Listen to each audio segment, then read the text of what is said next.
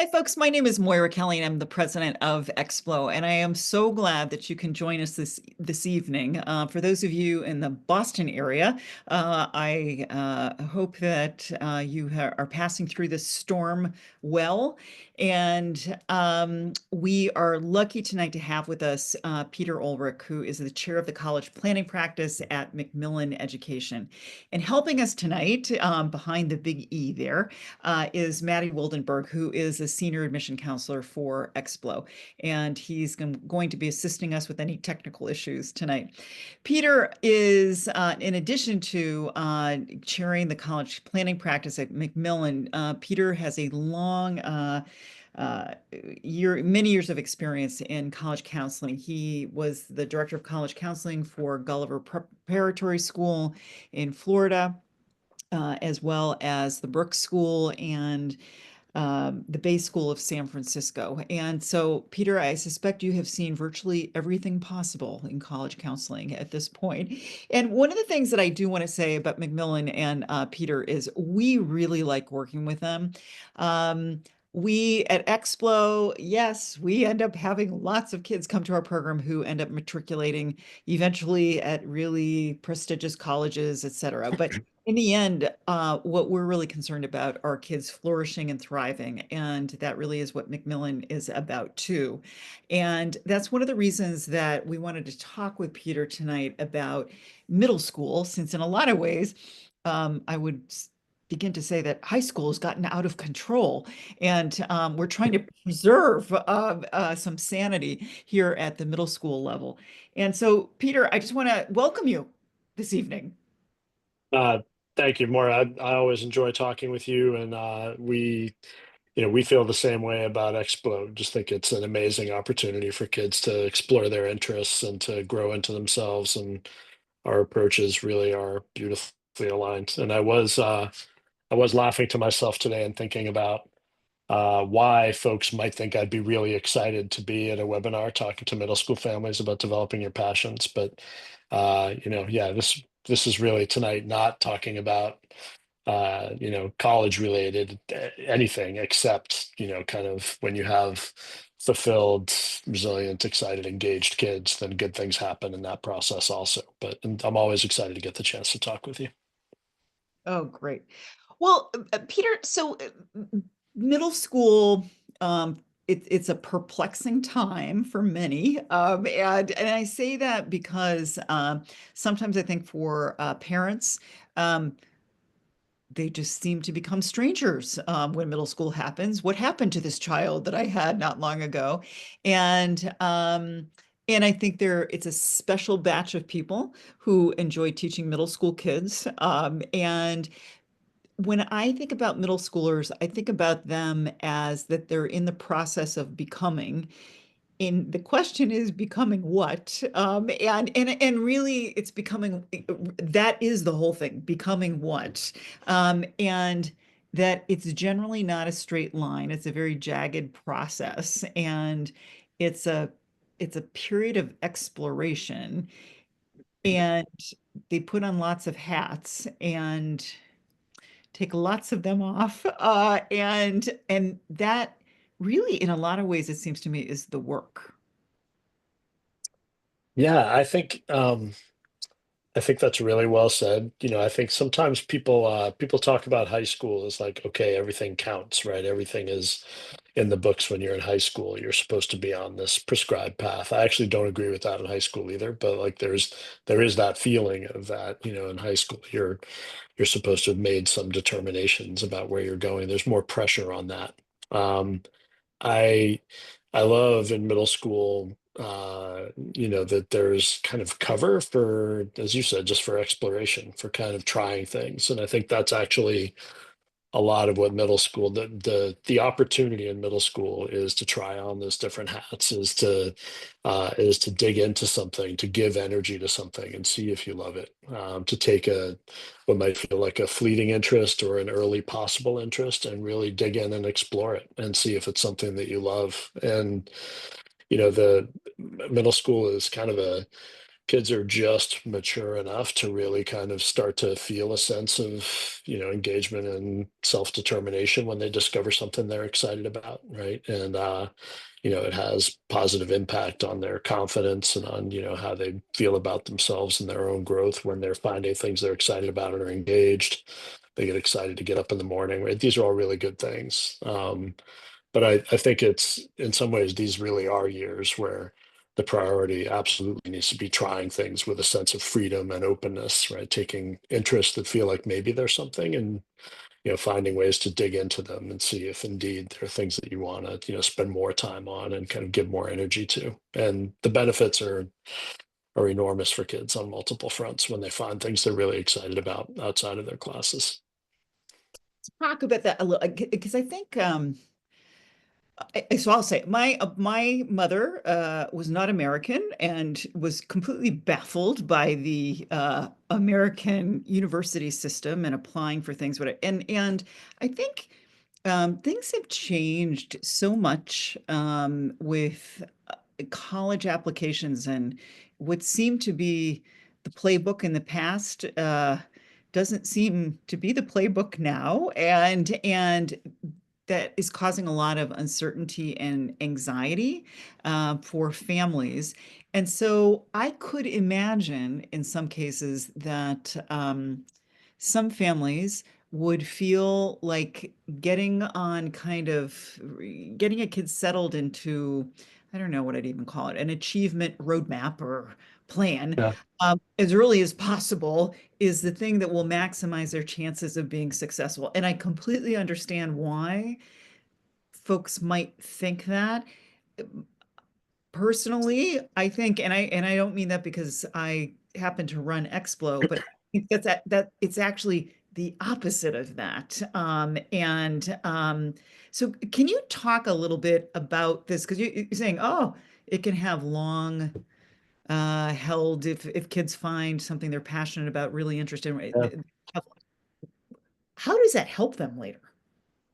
Yeah, I was reading, I wish I could remember which college admissions dean it was that I read this quote from in the last several days, but they were talking about, in this climate of so many applications from so many highly qualified kids, with so many different achievements, that actually it's not just the list of things the kids are involved in, but it's what they do with those opportunities, the passion and excitement that they bring to those things, the kind of, the qualities that they bring to it to make it something different, not just for themselves, but for others around them.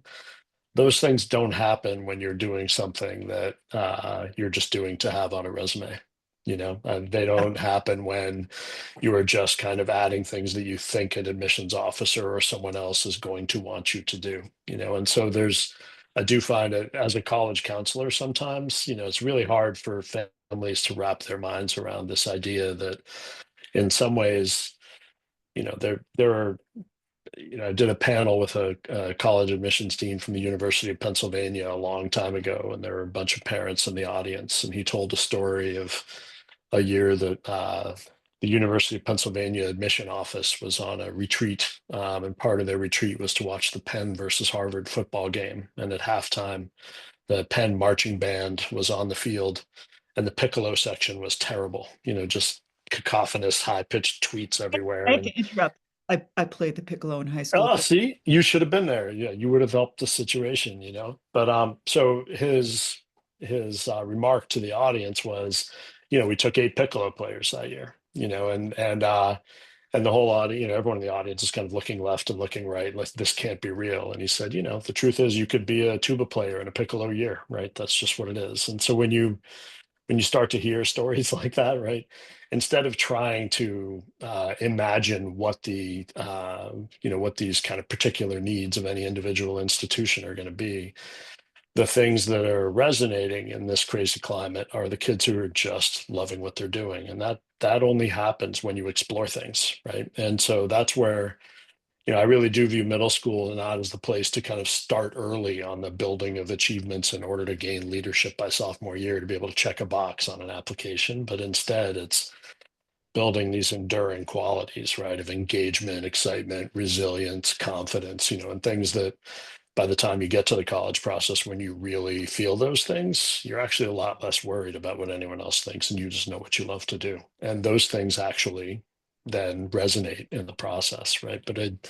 We also always talk to our kids about the fact that, the process in itself of applying to college is just one small step on a much bigger journey, right? These qualities actually set you up for young adulthood, and that's actually way more important. And college is another place where you develop these interests, but in a different way, right? At a different scale. So, I really do view middle school as this key opportunity with a lot of coverage over you to just really dig in and try things rather than trying to find as quickly as possible the prescribed path. I had my own oldest child in middle school.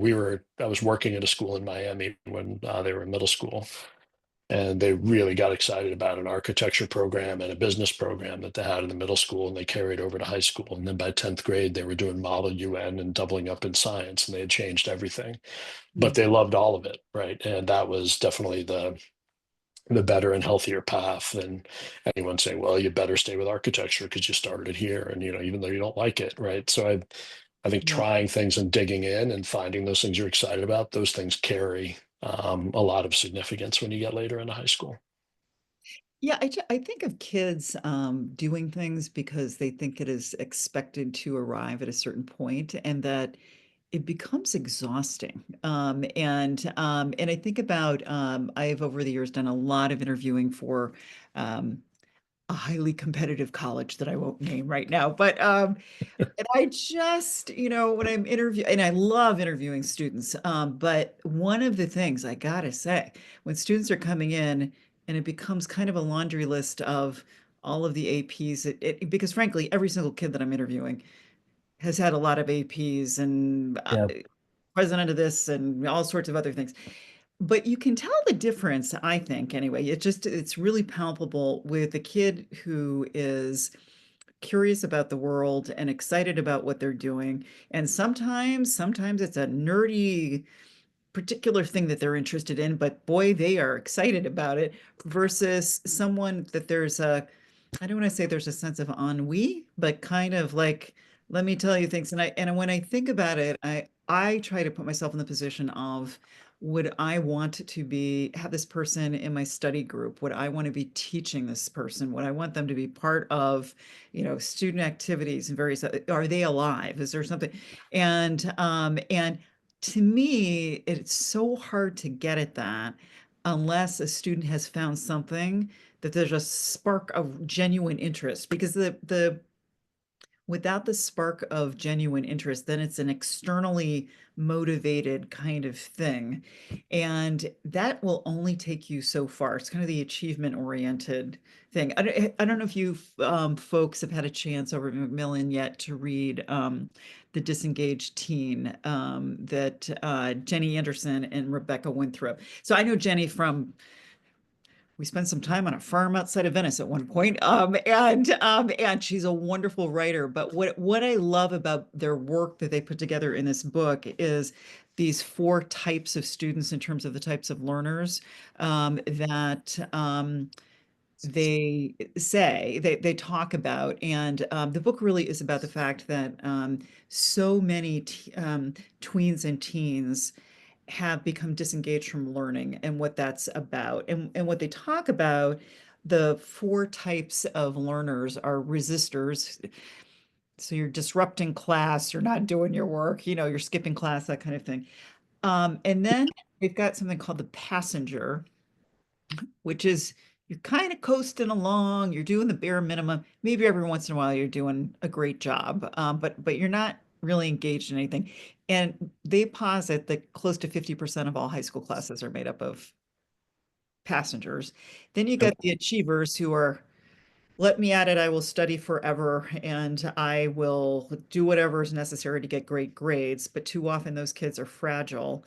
And then they've got another category, which is the explorer, which is doing things because they're just curious about things. They're following what they're interested in, and they're not mutually exclusive with achievers because they oftentimes achieve, but they are internally motivated rather than externally motivated. Yep. And and so their whole book, which I should hold up, by the way, is about how do you work with your kids to support them in becoming explorers?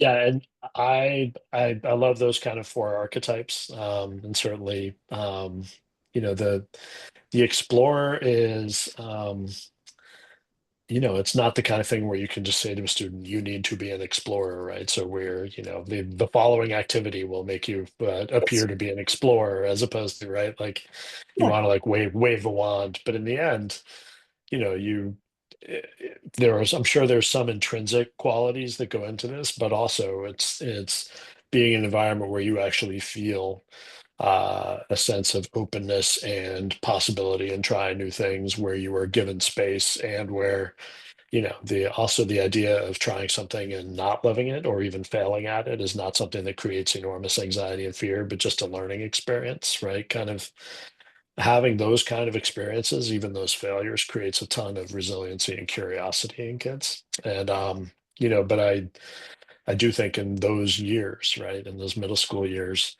there's a lot of there are a lot of things that pull kids into passivity in middle school, right? And so certainly technology is a massive factor in that, but there are a lot of opportunities to not engage and to not try things.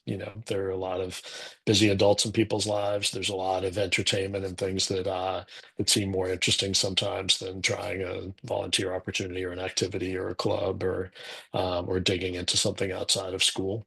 Um, but every one of those opportunities provides, a chance to start to develop this sense of exploration and openness and curiosity that can really power you.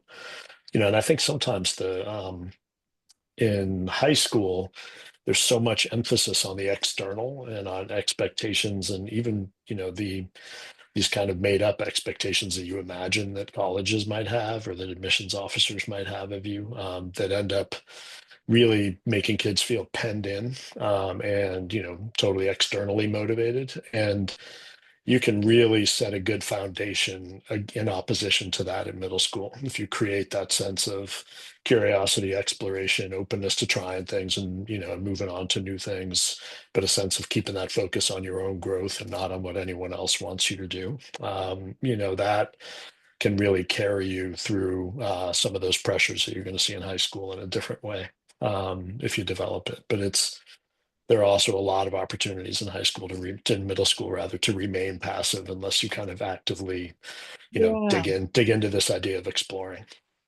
So I think about the exploring piece and digging into that as the mechanism in some ways to you finding your spark and what lights you up. And you got to try a lot of things before you might find out what that is.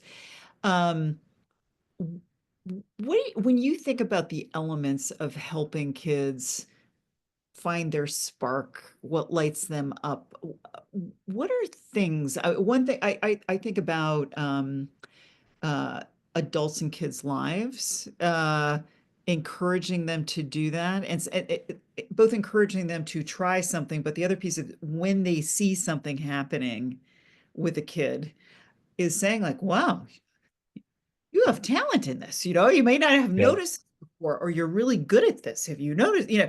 But somebody noticing something about them. I'm kind of what else can parents or other people do to kind of help this? That's a that's an awesome question. You're right about those moments, right? Like I definitely remember a few key moments when coaches or teachers or other people in my life kind of made a comment on something that I was trying at and noticed, not just the effort, but that there was, that I was making improvement or that I might have talent at something.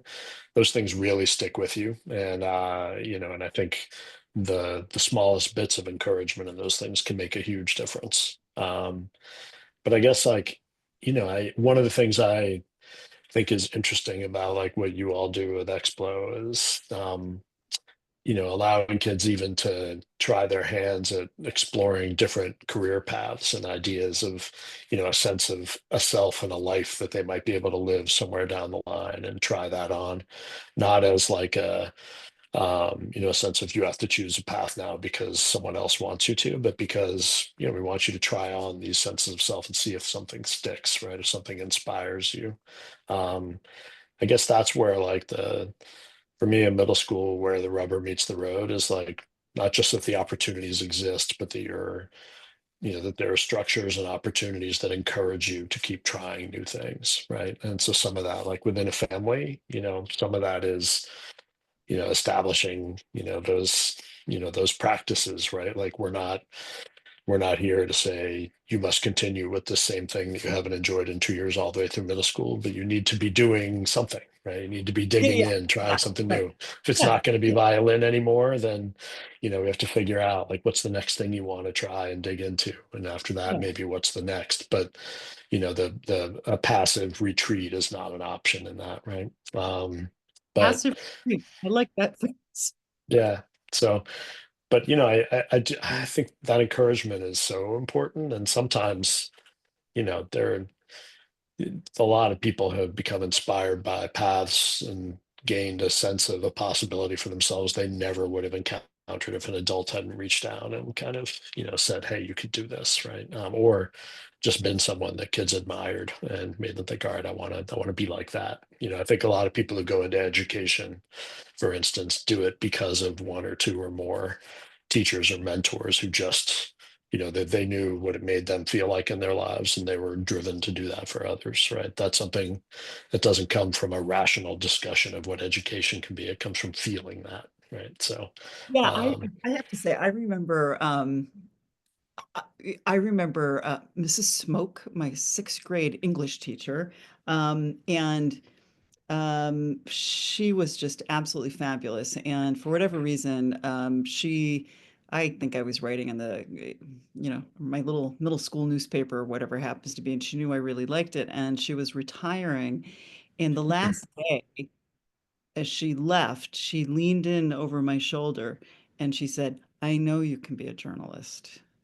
And in high school, the advisor to my high school newspaper gave me a little journal, and she wrote in the flap, "I think you'll win a Pulitzer one day." I have not, by the way, but I did end up going to college, partially on a National Press Association scholarship, and ultimately ended up getting drawn into law school. But those moments when somebody recognizes something in you, which you think might be in there, but you've got confirmation otherwise, I think can be big moments. And for you, Peter, I will reveal to others that you went to Harvard, and so you had to do something to get there. But do you have any moments when you were growing up that somebody noticed something about you?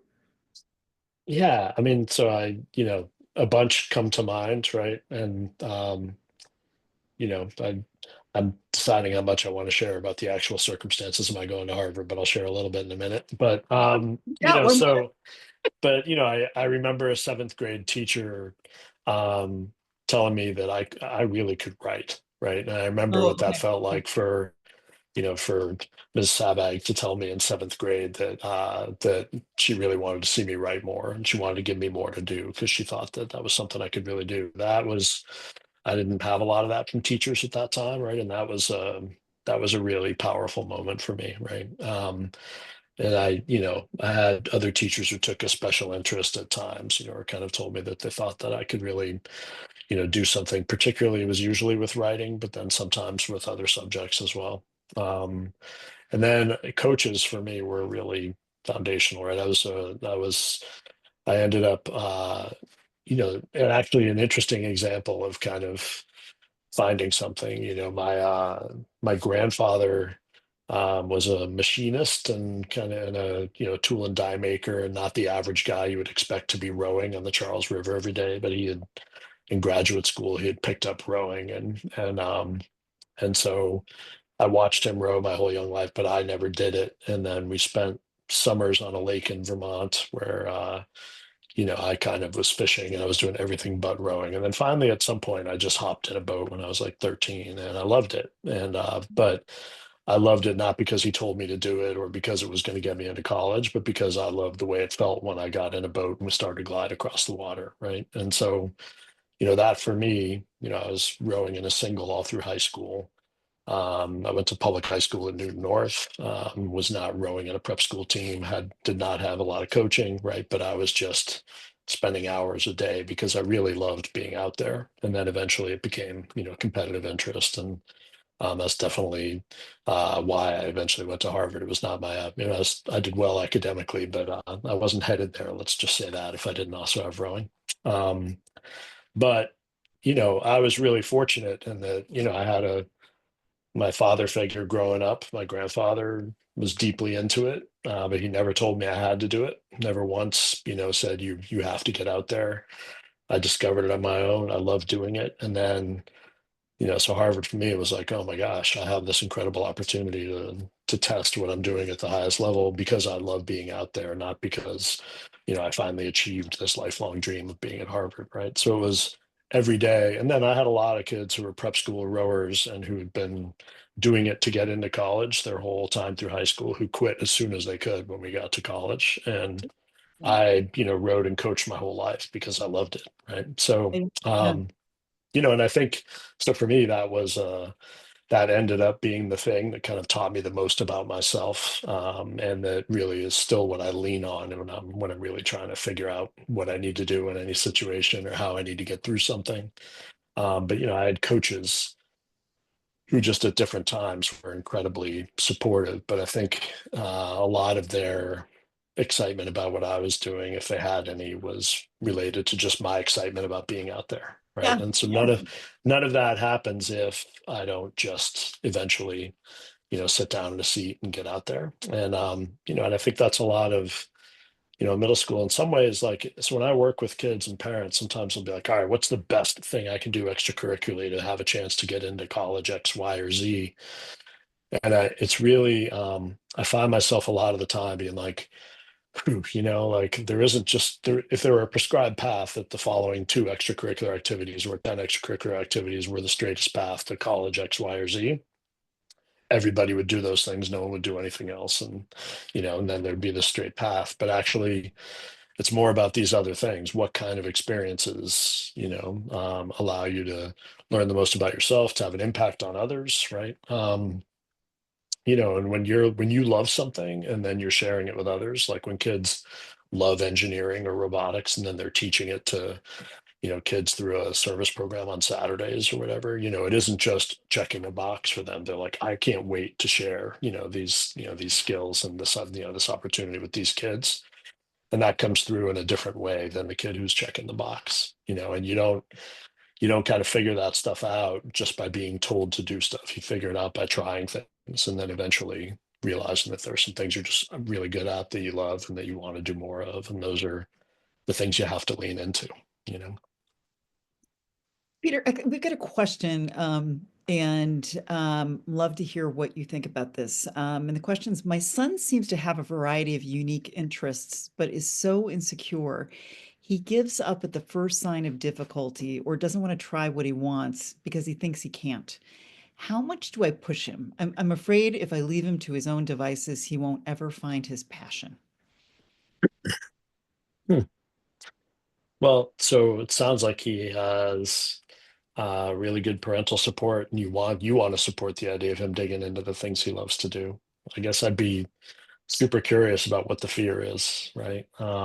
It's not at all uncommon for kids to have a fear that they're going to dig into something and give their all to it, and then maybe have it not go as well as they hope, right? That's a super common thing. But I guess uh, if the fear is about maybe I'm not as good at it as I hope or whatever, then I think you're right to want to encourage them to keep doing, to encourage them to keep trying to go a little deeper into these things and explore them, right? But that idea of the first hint of, kind of challenge or failure, I guess I'd want to explore that. But I think you can encourage.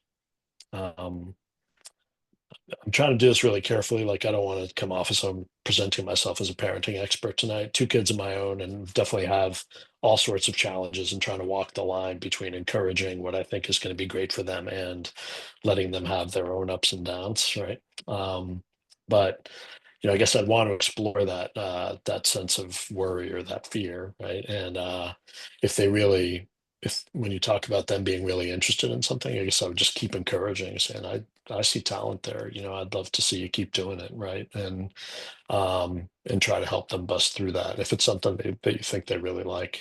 I had my daughter used to have a ton of performance anxiety as a musician, even though she was definitely a talented kid. And there were times when I thought that she would give the whole thing up, and I'm super glad she didn't. But a lot of it was just trying to keep riding out the storm, but keep encouraging her to keep showing up, right? If that's what that is. But as long as it's showing up for the love of it and for the joy that is there in it for them, they'll feel that, right? If it's like, you need to do this because you need to have this many activities, they're definitely not going to be fired up by that, I wouldn't think. But what do you think, Moira, as you listen to that question? What do you Well, think? a couple of things. One, there's a book that came out, I don't know, the last 6 months or so, and it's by David Yeager. And it's called 10 to 25, What Motivates Young People. And I'm bringing that one up because it's very well written. He's a professor, psychologist out of the University of Texas at Austin, and he's a beautiful writer, but he gathers up a lot of research, and some of it he writes as just a dad. I'm thinking about his daughter going to do auditions and other things, and her getting really nervous beforehand, and walking this child through this thing, right? Like that it's normal to wonder if you're going to be good at something and then to want to back off from it, right? Because you're Yeah. into a place of discomfort. And I think part of our work, and I'm saying our work as educators, parents, and others with middle schoolers is to help them step into discomfort, a little Yep. bit, right? And I'm not even talking failure because that's going to happen too, but just kind of like this is uncomfortable. This is what growth requires, is for you to be moving into a place that isn't comfortable. And so one of the things that I wonder about a little bit is helping kids not pathologize discomfort. And because I think that that happens too often. The other thing too is I think that can happen is there's some work that's really interesting, and many people I'm sure have heard of Brene Brown. And what I think is interesting about her work is that one of the strongest emotions that people have is around not wanting to feel shame. And when I think about shame, I'm thinking about peer pressure with other kids or other kids Yep. seeing. I think one of the magical pieces about Expo, and I'm sure there are other places that this works too, is that for us, because most kids are coming not knowing anyone, and because what we talk about constantly is this is what you're supposed to do. You're supposed to be uncomfortable and try things, right? And frankly, we don't expect that you're going to be good at virtually all things you do. So it's lots of kids throwing themselves at trying things a lot and encouraging each other. And all we ask is participate. And there becomes some kind of camaraderie with students, even when they don't perform well. And when I say perform well, it might be because they went to do an activity in learning to dance the Macarena and they have two left feet. And but the other kids are like, whew, you're actually trying, like, I mean, that in and of itself is a good thing. Yeah. But the other piece of it is you get to go home and you have a choice. You can remain in contact with these people or not. Yeah. And right. And so there's a kind of, in some sense, a safety about it that's a little bit more challenging when you stay at home and do this. And so it's by no stretch of the imagination would I suggest that this cannot be done at home, because it can be. Yeah. But I also think that it's sometimes outside of the umbrella of people, including your parents. Um, it's just easier to be somebody different. And yeah. Yeah, it's interesting. Sometimes when people ask me about pre-college programs in the summers, for instance, for high school kids, on college campuses and those kind of things. Most of the time when I work with kids who really have great experiences at those things, it's for a lot of the reasons you just said, right? Oh, yeah. Okay. Yeah. I got to try on a whole, little bit of a different version of myself. I didn't have, fear of, failure or of looking foolish because I wasn't going to see these people again. But then in some ways that connected us even more deeply, right? And we got to be vulnerable together. And I think like, that there's very little in life that's incredibly rewarding that didn't have some challenge or discomfort, right? And I think kids understand that rationally pretty easy, right? But you're right. I mean, I think sometimes the fear of looking foolish in front of your peers or the fear of letting down a teacher or a mentor, there's some really grooved in pieces of your identity that you have in schools or in communities where you've been for a long time. So sometimes those kinds of experiences outside of school with a new group of peers can be powerful chances to try some different things on for sure.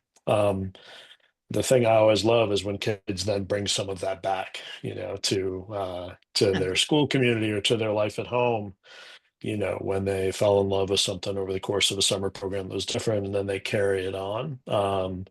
It changes how they feel walking through the hallways. It changes a little bit of the way they see their own possibilities too. And so you're right that I think sometimes those experiences that happen outside the habit trail of our daily lives, right, can really make a big difference in giving a boost of energy and confidence and a sense of newness and possibility to yourself that's hard to come by in the same track that you're in all the time. I think that's really true.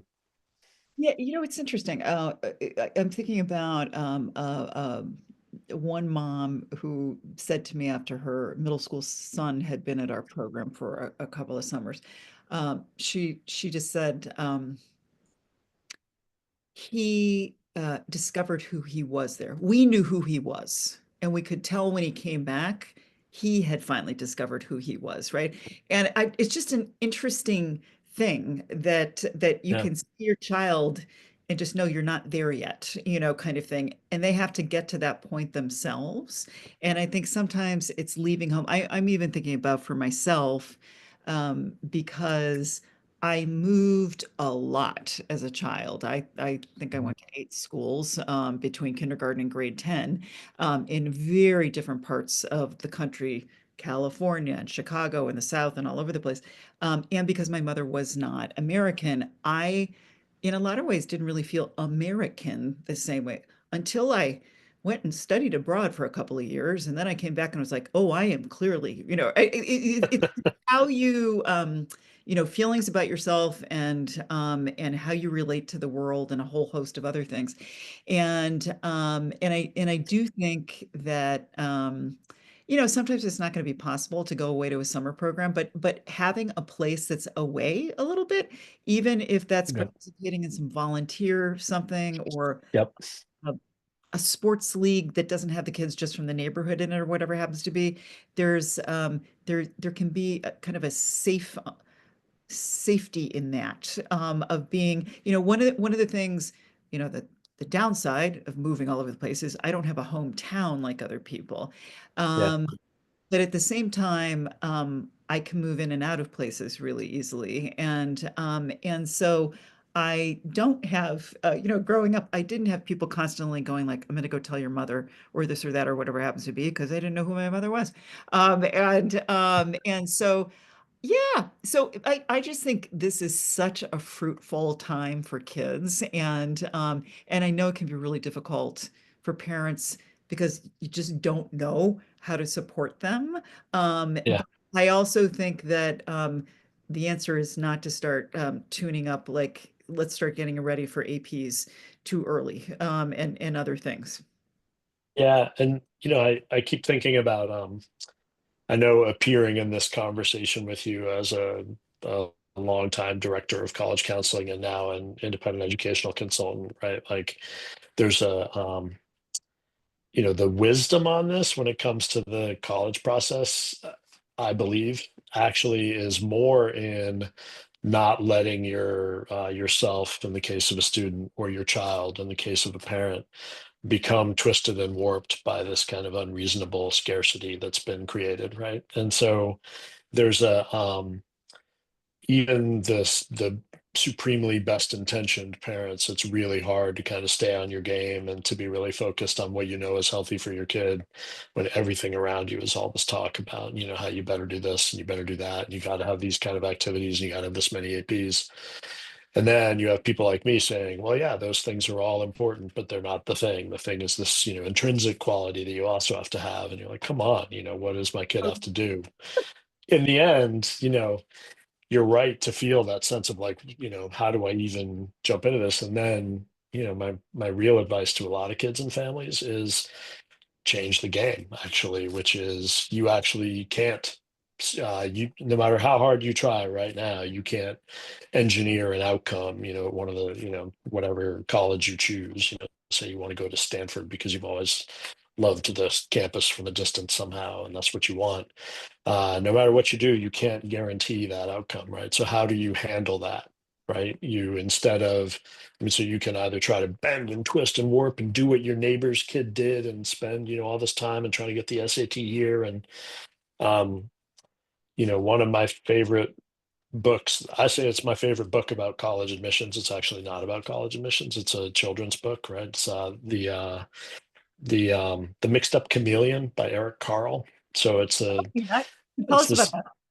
Yeah, so it's a beautifully illustrated book, and it's a chameleon. It begins, the chameleon is living a very plain life. He's green when he's well fed. He's gray when he's hungry or cold. He catches the fly. That's his life, right? And he ends up in a zoo and he starts looking around and he starts wishing he had all these other qualities of all these other animals. So one by one, he ends up with the flippers of a seal, and then he ends up with the neck of a giraffe, and he ends up with, standing on one leg like a flamingo. So through the course of the book, it just becomes this kind of amalgam of all these different things that he wants to be that aren't him. And now he can't even catch the fly. He's so confused, right? So finally at the end, he wishes that he were himself, right? And and then there he is. He wishes he was himself and he catches the fly. As sappy as that sounds, right? I actually feel like a huge part of my work these days, especially, is to help kids kind of see down that path, stay out of a zoo, like really just allow themselves to authentically center themselves instead of all these kind of senses of what these other competitive institutions want. And the irony is through that, when you really stay centered on yourself and you keep digging in, trying new things and give yourself the space and the grace to do that, you're going to bring your most authentically engaged and confident self into the process too, right? And but it's really hard to carry that forward confidently when everyone around you is talking about how impossible everything is. And so, I often feel like a lot of our work in the end these days is trying to help people actually trust those best instincts as people and parents. But then you can't just say that philosophically. Then you need to help kids actually figure out the things they want to try, the spaces they want to do them in, the kinds of.